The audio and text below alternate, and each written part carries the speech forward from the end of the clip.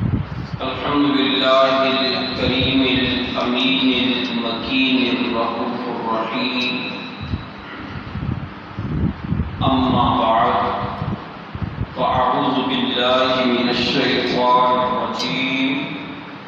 بسم الله الرحمن الرحيم.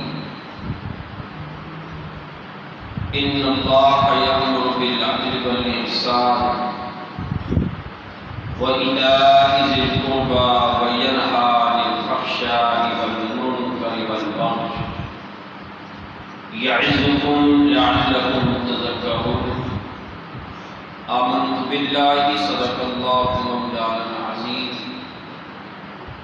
إن الله وملائكته يصلون على النبي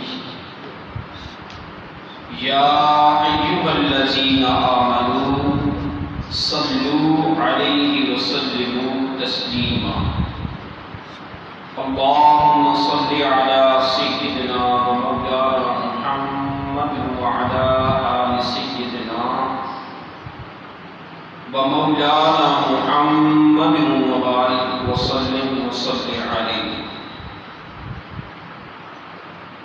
حمد اس رب ذوالجلال کے لیے جس کے قبضہ قدرت میں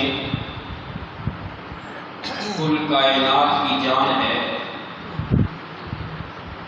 جو ساری کائنات کا پالنہار ہے. اسی کی کرسی میں سمائے ہوئے ہیں آسمان و زمینیں،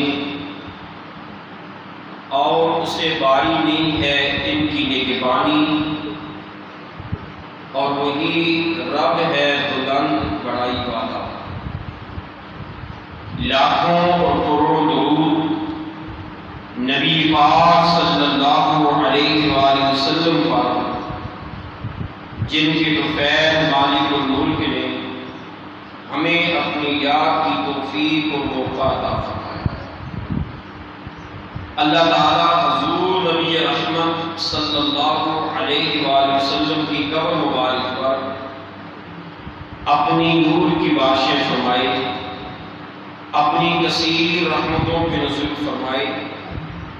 اسی طرح حضور علیہ السلام کے طفیل انبیاء علیہ السلام، حضور علیہ السلام کے والدین کریمین، ازواج مطہرات امہات المؤمنین، آپ کی اولاد پاک، اہل بیت اطہار اور صحابہ کرام کی قبروں پر اپنی کثیر رحمتوں کے نزول فرمائے، اور ان کے طفیل اللہ تعالی ہمارے والدین کی اور ساری امت مسلمہ کی بخشش اور مغفرت فرمائے. قرآن مجید فرقان حمید کی ایک مقدس آیت کا سہارا میں نے لیا ہے. اللہ تعالیٰ مجھے اس آیت مبارکہ کے زیر مفہوم حق کو سچ بیان کرنے کی توفیق عطا فرمائے، اور ہم سب حضرات کو سنا کر اللہ وحدہ لا شریک کے فرمان اور نبی پاک صلی اللہ علیہ وآلہ وسلم کی سنتوں کے اوپر عمل کرنے کی توفیق عطا فرمائے. اللہ تعالیٰ اپنی لائق کتاب قرآن مجید فرقان حمید منبع عشق و ہدایت میں ارشاد فرماتے ہیں: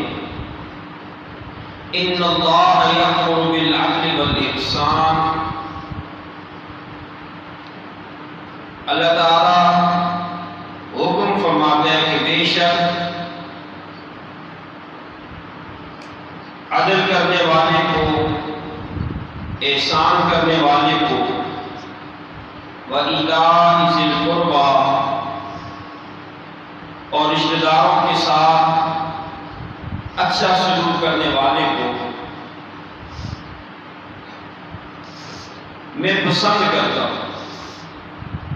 آیت کے پہلے حصے میں اللہ تعالیٰ نے 3 باتوں کا ذکر فرمایا. ایک عدل کرنے والا، دوسرا احسان کرنے والا، اور تیسرا اپنے رشتہ داروں کے ساتھ، عزیز و اقربا کے ساتھ اچھا سلوک کرنے والا.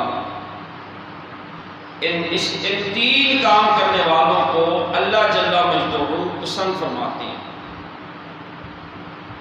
پھر اس سے آگے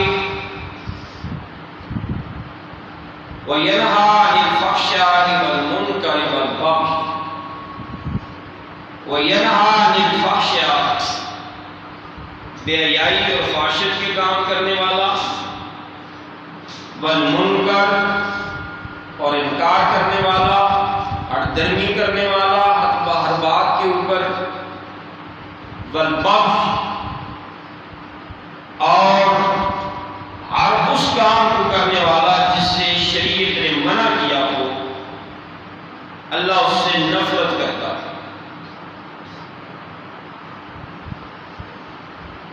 پھر اللہ رب العزت نے آگے یہ 6 باتیں اس آیت مبارکہ میں فرما کر 3 کرنے والے کے لیے اور 3 یعنی شریعت کے مطابق جو 3 کرنے والا ہے اس سے رضا کا اعلان، اور جو 3 شریعت کے مترادف چلنے والا ہے اس کے ساتھ ناراضگی کا اظہار کر کے رب کائنات آگے فرماتا ہے کہ میں اس لیے آپ کو نصیحت کر رہا ہوں کہ آپ فلاح کی طرف آئیں۔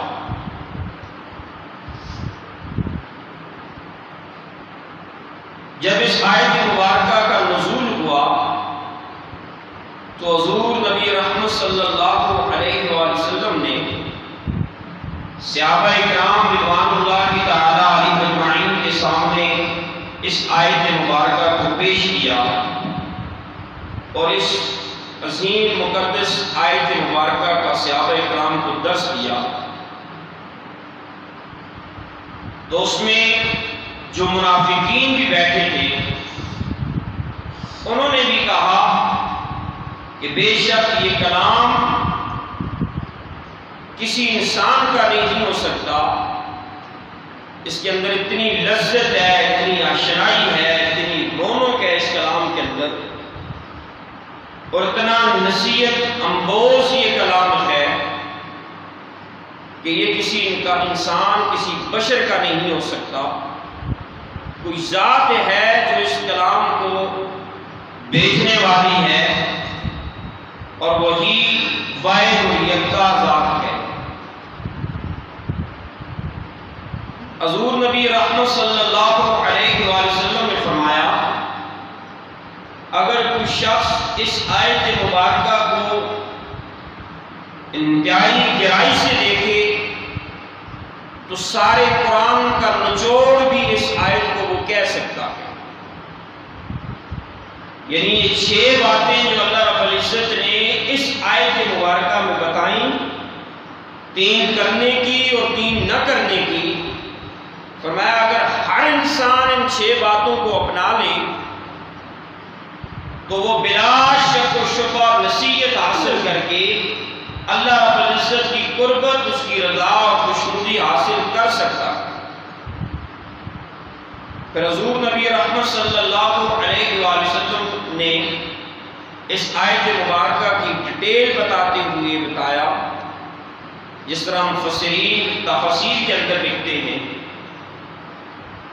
جس کا سب سے پہلے اللہ رب العزت نے حکم دیا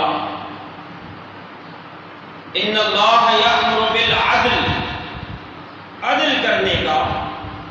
فرمایا عدل کا معنی یہ ہے کہ انسان میانہ روی کے ساتھ، احسان کے ساتھ اپنی زندگی کو گزارے، ہر ایک زندگی کے ہر معاملے میں عدل کو پیش کرے، مد نظر رکھ کر اپنی زندگی گزارے، والدین کے معاملے میں، بیوی بچوں کے معاملے میں، عزیز و اقربا کے معاملے میں، حقوق اللہ کے معاملے میں، حقوق العباد کے معاملے میں، اسی طرح پڑوسیوں کے حقوق کے معاملے میں، کھانے پینے، بولنے، دیکھنے، سننے، سوچنے، سمجھنے، ہر ایک معاملے میں انسان عدل کو سامنے رکھے، اس سے تجاوز نہ کرے۔ فرمایا یہ اس کے لیے لازمی ہے کہ اس چیز کو اپنا کر وہ چلے، کسی ایک کام کے اندر بھی وہ حد سے تجاوز نہ کرے، کہیں اس سے کوئی گناہ سرزد نہ ہو جائے۔ پھر علماء فرماتے ہیں دوسرا حکم جو اس آیت مبارکہ کے اندر بتایا گیا احسان کا، فرمایا یہاں اللہ رب العزت نے نیکی کا حکم دیا۔ نیکی کے جو مین دو فرمولے ہیں، ایک پہلا فرمولہ تو اس کا یہ ہے کہ انسان حقوق اللہ کو ہر قیمت پر ادا کرے، عبادات کے جتنے درجے ہیں موقع کی مناسبت سے جہاں اسے عبادت کا موقع ملے اور جو عبادت اس وقت کے حساب سے میسر ہو سے اور اس کا اجر زیادہ ہو، اللہ اسے توفیق عطا کرے تو وہ اسے ضائع نہ کرے، اسے حاصل کر لے۔ یعنی حقوق اللہ کے جو کم از کم نیکی کے 70 درجے ہیں انہیں مکمل طور پر انسان زندگی میں بچا لائے، اپنے اوپر لازم کرے تاکہ وہ احسان کے معنی کے اندر مکمل طور پر آ جائے۔ پھر دوسرا جو مین نیکی کا درجہ بتایا گیا وہ ہے حقوق العباد، اس کی مخلوق کے حقوق۔ اس میں اپنے گھر سے لے کر اپنے محلے سے ہوتے ہوئے پڑوسیوں سے، عزیز و اقربا، علاقے اور ملکی اور دنیاوی لیول تک بات جاتی ہے، ہر لحاظ سے۔ پھر یہ انسان کے ساتھ ہی نہیں، جنات سے ہوتے ہوئے حیوانات، نباتات، چرند پرند، کیڑے مکوڑے، کائنات کی ہر ایک چیز کا خیال رکھے، چونکہ اللہ نے انسان کو اشرف المخلوقات بنایا ہے، ساری مخلوق میں ممتاز بنایا ہے۔ جس طرح اللہ نے انسان کو اتنا مرتبہ اور مقام عطا فرمایا ہے، اسی طرح اللہ رب العزت نے انسان کے لیے کچھ حدیں بھی قائم فرمائی ہیں، کچھ حکم بھی نازل فرمائے ہیں جس کے اندر رہ کر انسان نے چلنا ہے۔ اگر انہیں وہ کراس کرے گا تو ظلوماً جہولا کے زمرے میں چلا جائے گا، یعنی ظلم و ستم کے زمرے میں جب وہاں پر گیا تو تباہی کے گڑھے میں گر جائے گا اور جہنم کا حقدار بن جائے گا۔ جب حدوں کے اندر رہ کر اس نے زندگی گزاری تو اللہ جل مجدہ کے انعام اور اکرام کا حقدار بن جائے گا، جنت کا مستحق کہلائے گا۔ اب تیسرا حکم جو رب کائنات نے اس آیت مبارکہ میں عطا فرمایا وہ بخش کا حکم عطا فرمایا، یعنی انسان اپنے ہر معاملات کے اندر، بلکہ تیسرا حکم اس مقام کے اوپر، ان الصلاۃ تنہی عن الفحشاء والمنکر والبغی ان اللہ یأمر بالعدل والاحسان وایتاء ذی القربی، یعنی اپنے عزیز و اقربا کے ساتھ ہر معاملے میں، ہر قیمت کے اوپر اعتدال، میانہ روی اور حسن سلوک کے ساتھ، عاجزی کے ساتھ، اخلاق کے ساتھ حضور علیہ السلام کی اتباع کے مطابق چلنے کا نام کہلاتا ہے۔ یہ تین کام اللہ جل مجدہ انسان کے پسند کرتا ہے۔ جس شخص کے اندر یہ تین خوبیاں پائی جائیں وہ اللہ رب العزت کی قربت اور اس کی رضا اور اس کی خوشنودی کو حاصل کر لیتا ہے۔ اب دوسرے جو تین کام جن سے منع کیا گیا، سب سے پہلے عن الفحشاء، بے حیائی اور فحاشت کے کام، اس سے اللہ رب العزت جو شخص بے حیائی اور فحاشت سے دور نہیں رہتا، گندگی اور غلاظت سے دور نہیں رہتا، چاہے اس کی ظاہری طور پر کوئی گندگی اور غلاظت ہو یا اس کی باطنی طور پر کوئی گندگی اور غلاظت ہو، اس وقت تک وہ کامل مومن نہیں بن پاتا جب تک وہ فحاشت، بے حیائی اور گندگی اور غلاظت کے کاموں سے اپنے آپ کو بچا نہیں سکتا۔ بڑی اہم بات اس آیت مبارکہ میں بتائی گئی جو آج کل کے معاشرے میں انتہائی سنگین اور آج کل کے معاشرے کے اندر عروج پر جا رہی ہے۔ اللہ تعالیٰ اپنے حفظ و ایمان میں رکھے۔ معاشرے میں اگر دیکھا جائے تو سب سے معزز ترین انسان مسجد کا متولی ہے، امام ہے، جو برات اور ممبر کا، جسے حضور علیہ السلام کے محراب اور ممبر کا اللہ نے وارث بنایا ہے، جو صبح و شام لوگوں کو اللہ کی طرف ترغیب دلاتا ہے، عبادات کی طرف لوگوں کا دھیان بڑھاتا ہے، ان کی توجہ دلاتا ہے۔ پھر اس کے بعد اسکول کا ٹیچر معاشرے میں سب سے معزز ترین ہے۔ پھر اس کے بعد اور طبقات درجہ بدرجہ، وقت کا بادشاہ ہے، جج ہے، یہ پھر سارے درجہ بدرجہ سارے آتے ہیں۔ تو معاشرہ اس قدر گندگی اور غلاظت میں گر چکا ہے،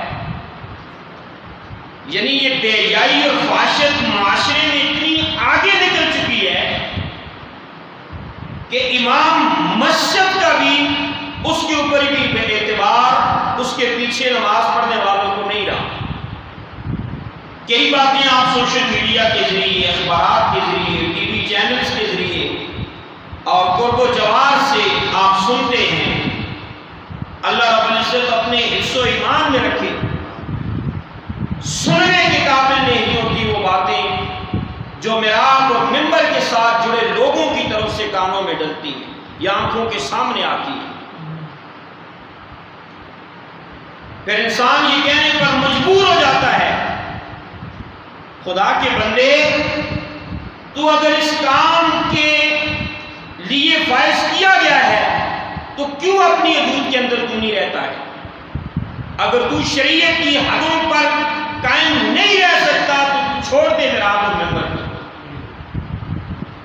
کم از کم تیری وجہ سے اسلام کے اوپر یا جو صحیح مخلص لوگ ہیں محراب منبر والے، ان کے اوپر اثر نہ پڑے، خدا کے گھر کے اوپر اثر نہ پڑے، مدارس پہ اثر نہ پڑے، خانقاہوں پہ اثر نہ پڑے۔ جو لوگ دین کی اصلاح کے لیے قدم اٹھاتے ہیں ان کے مشن پر فرق نہ پڑے۔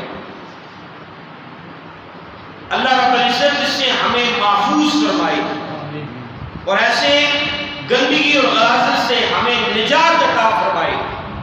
جو لوگ اس پاکیزہ نظام کے اندر آگے ہیں، اللہ نے ظاہری اور باطنی دونوں پاکیاں اور طہارتیں نصیب فرمائی تاکہ کم از کم وہ اپنی اور اللہ کی مخلوق کی عبادتوں کو ضائع نہ کریں اور اس مقام پر جا کر ضائع نہ کریں کہ کوئی پیچھے نماز پڑھنے والا یا کوئی سامنے بیٹھ کر سبق پڑھنے والا یہ سن کر برداشت نہ کر سکے۔ باتیں اگرچہ میں ذرا سخت کر رہا ہوں مگر میرا فریضہ بنتا ہے کہ علاق کے پیش نظر میں وضاحت کے ساتھ اس بات کو سامنے رکھوں۔ اس کے اوپر والدین کی بھی کچھ ذمہ داریاں بنتی ہیں۔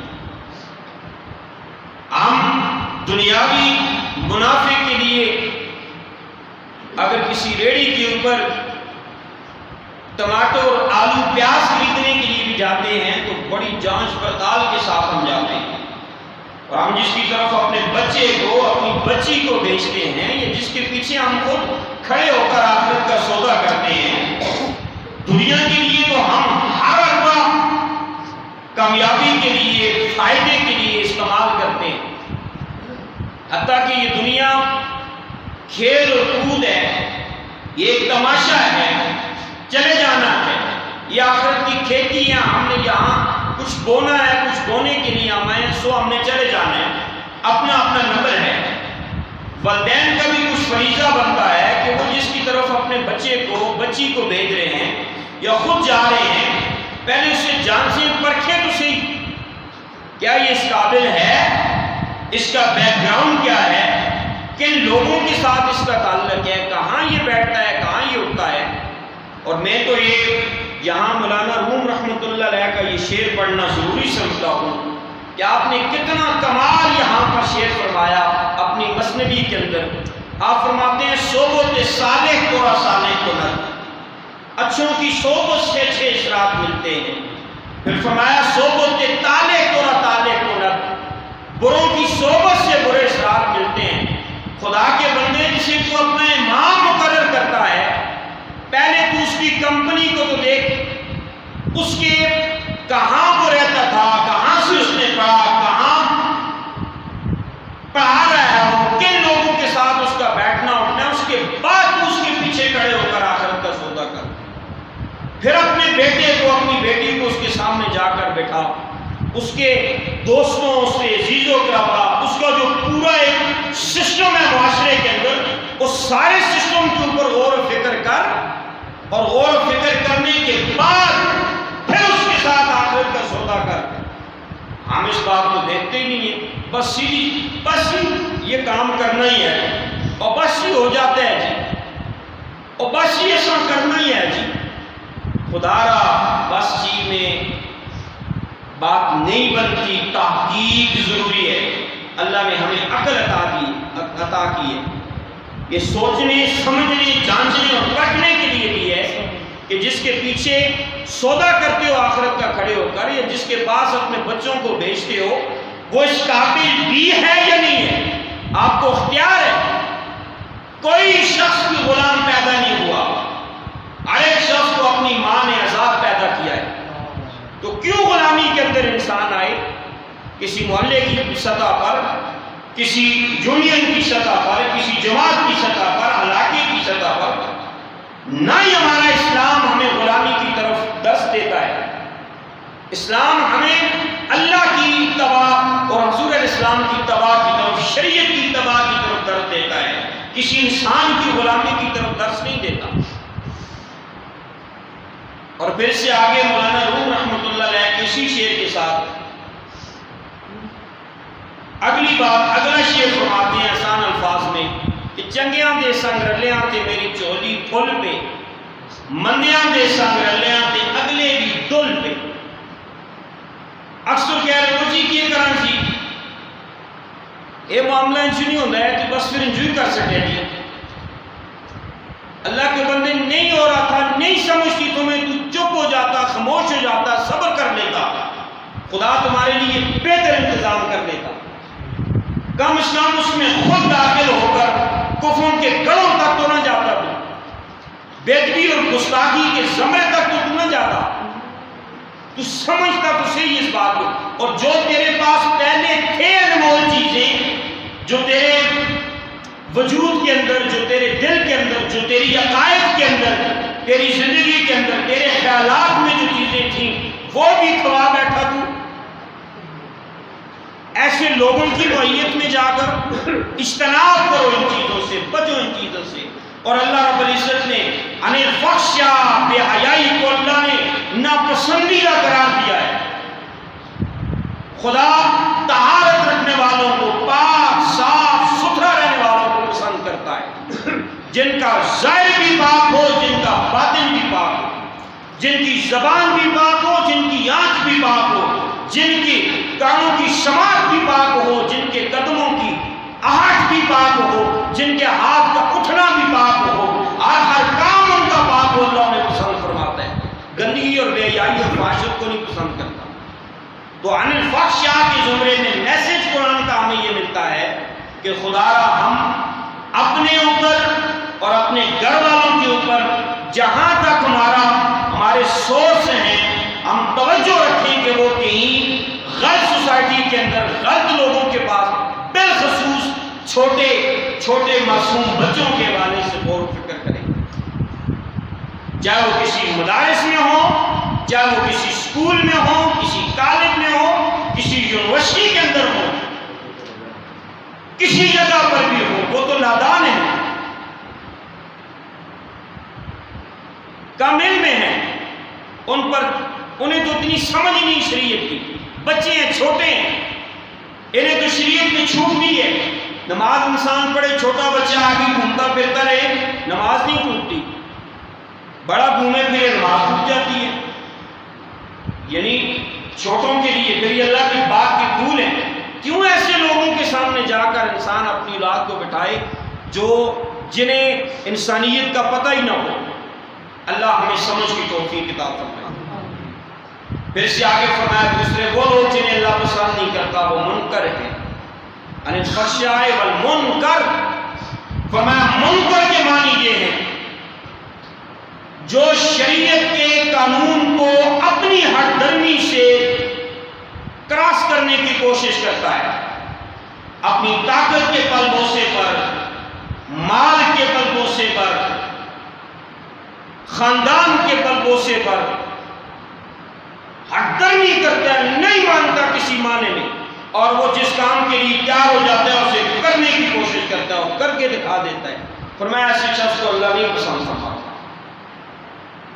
کیونکہ وہ غصے کو برداشت نہیں کر پاتا، اپنی انا کو ختم نہیں کر پاتا۔ اللہ رب العزت ایسے شخص کو بھی پسند نہیں فرماتا۔ پھر اس سے آگے تیسرا حکم اللہ رب العزت نے اس آیت مبارکہ میں فرمایا والبغي، فرمایا تیسرے وہ لوگ ہیں جو اللہ رب العزت کی مقرر کردہ حدودوں سے تجاوز کر جاتے ہیں۔ حلال حرام، سچ جھوٹ، بڑا چھوٹا، اپنا پرایا، مسلمان غیر مسلم، ان سارے معاملات میں وہ فرق نہیں کرتے، اچھائی برائی، ان سارے کاموں میں وہ فرق نہیں کرتے، جیسے آتا ہے چلتا جاتا ہے، جیسے آتا ہے چلتا جاتا ہے۔ فرمایا اللہ ایسے لوگوں کو پسند نہیں کرتا۔ اور اللہ رب العزت فرماتا ہے یعظکم لعلکم تذکرون، میں اس لیے تمہیں بتا رہا ہوں یہ 6 باتیں عرض کر کے اللہ فرماتا ہے یعظکم لعلکم تذکرون، اس لیے کہ تم نصیحت حاصل کر لو، نصیحت پار لو اور رائے راست کے اوپر چل جاؤ۔ امام بزاوی علیہ رحمہ فرماتے ہیں کہ اگر ایک شخص اس آیت مبارکہ کو پکڑ لے اور ان 6 باتوں کو اپنے سے نہ جانے دے، جو 3 کام عدل، احسان اور رشتہ داروں کے ساتھ اس نے سلوک کرنا اور جن کا حکم دیا گیا ہے انہیں اپنے ہاتھ سے خالی نہ جانے دے، ہر موقع پر ان 3 کاموں کو کرے، اور جن سے منع کیا گیا عن الفحشاء والمنکر والبغی، اور انہیں زندگی میں کبھی نہ کرے، فرمایا وہ نصیحت پا جاتا ہے اور اللہ کی قربت حاصل کر لیتا ہے اور اللہ کے انعام اور اکرام کا حقدار بن جاتا ہے۔ اللہ تعالیٰ ہمیں اس کی سمجھ عطا فرمائے تاکہ ہماری زندگی اس کی رضا اور اس کی خوشنودی کے مطابق گزرے، جس میں ہمارے لیے آسانیاں ہوں، تاکہ ہم حضور نبی رحمت صلی اللہ علیہ وآلہ وسلم کی اتباع کر کے حضور علیہ السلام کے بتائے ہوئے احکامات کو اپنا کر اپنے شب و روز کو گزاریں۔ اس میں ہم سب کے لیے کامیابی اور کامرانی۔ حضور نبی رحمت صلی اللہ علیہ وآلہ وسلم کے صحابہ کرام کا انداز یہ تھا کہ یہ جو 3 کرنے کے کام ہیں ان پر حضور علیہ السلام کے صحابہ کرام پہرا دیتے تھے۔ عدل پر بھی دنیا کے کسی مذہب کے کسی کتاب کو اٹھا کر دیکھا جائے اور کسی مذہب کے لیڈر کو دیکھا جائے، جتنا عدل کے اوپر کام حضور اور حضور علیہ السلام کے صحابہ اور آپ کی آل نے کیا ہے، دنیا کے کسی مذہب میں کسی تاریخ کے اندر نہیں ملتا۔ بلکہ حضور علیہ السلام کے جو حضرت عمر بن خطاب رضی اللہ تعالیٰ عنہ نے امر بالمعروف و نہی عن المنکر، آپ نے جو سارا سسٹم بنا کر اپنے دور خلافت میں قائم و دائم کیا، آج اسے یورپین بھی اپنانے کی کوشش کرتے ہیں، بلکہ کئی حد تک انہوں نے اپنایا ہوا ہے اسے، عمر لا کے وہ فالو کرنے کی کوشش کرتے ہیں۔ ہم مسلمان ہو کر عمر لا کو فالو نہیں کرتے، اور معاشرہ اسی لیے تباہی کے گھاٹ دہانے کی طرف دن بدن چلتا جاتا ہے۔ اور اس میں سب سے بڑا قصور مسجدوں کے اماموں کا ہے، علاقے کے مؤسسین جو ہیں ان کا ہے۔ میں اپنے علاقے کی بات نہیں کرتا، جنرل بات کرتا ہوں۔ وقت کے حکمرانوں کا ہے، عدالتوں کے بروقت اور صحیح فیصلے نہ کرنے کی وجہ سے ہے۔ اگر ہر کام کے اوپر شریعت کے رولز کے مطابق فیصلے کیے جائیں، جس کی شریعت نے جو حدیں قائم کی ہیں اس کے مطابق فیصلے کیے جائیں، سوال ہی نہیں پیدا ہوتا کوئی شخص قدم تو اٹھا کے دیکھیں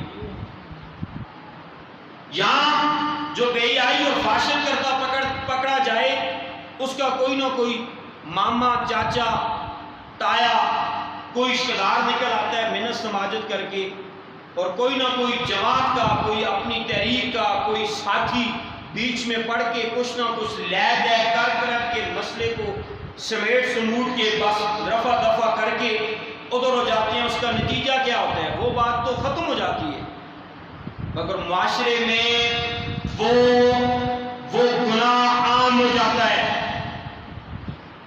اور ہر شخص اس سے ڈرتا نہیں ہے۔ سوچ ہر شخص کی یہ ہو جاتی ہے، ہو بھی گیا تو کچھ نہیں، مجھ سے کوئی غلط کام ہو بھی گیا تو کچھ نہیں، چھڑا لیں گے مجھے، کچھ نہیں ہے۔ اگر شریعت کے متعلق اس طرح سزا مقرر کی ہے، کوڑے مارے جائیں، سمسار کیا جائے، گواہ پیش کیے جائیں، پوچھا جائے، سریعام اس کے ساتھ معاملہ کیا جائے، سوال ہی پیدا ہوتا کوئی شخص ایسا معاملہ کرے۔ ہمارے معاشرے کے اندر تو جان لی جاتی ہے اور اس کے اوپر بھی کہا جاتا ہے جی بس ہی فی سبیل اللہ، ٹھیک ہے فی سبیل اللہ، مگر آیت کے پہلے حصے کو بھی تو دیکھیں۔ قرآن کہتا ہے فَعَاقِبُوا بِمِثْلِ مَا عُوقِبْتُمْ، تمہارے ساتھ جو کرے تم اس کی مثل اس کے ساتھ کرو۔ دوسرا حکم اللہ رب العزت، پہلا اس آیت میں اللہ فرماتے ہیں جو کرے اس کے بدلے اس کے ساتھ وہ کرو، چاند کے بدلے چاند، ڈنڈے کے بدلے ڈنڈا، گولی کے بدلے گولی۔ اور دوسرا اس آیت کے دوسرے حصے میں اللہ فرماتا ہے لیکن صبرتم فَهُوَ خَيْرٌ لِلصَّابِرِينَ، اگر تم صبر کر لو تو تمہارے لیے بہتر ہے۔ اس کے لیے قرآن نے قانون مقرر کر رکھا ہے، ایک قانون ہے دیت، دوسرا قانون ہے قصاص۔ قصاص میں زندگی ہے، ہاں دیت بھی قانون ہے مگر دیت بھی اتنی ہو جتنی ہمارے اسلام نے، ہماری شریعت نے مقرر کی ہے۔ اگر اس سے کم دیت ہوگی تو پھر بھی معاملہ مکمل نہیں ہوگا۔ ٹائم چونکہ مکمل ہو گیا ہے، انشاءاللہ اللہ نے چاہا تو اس کے اوپر پھر میں بات کروں گا۔ اللہ ہمیں سمجھ کی توفیق عطا فرمائے اور اس کے مطابق ہمیں چلنے کی توفیق عطا فرمائے۔ وآخر دعوانا ان الحمدللہ رب العالمین، سنت ادا کریں۔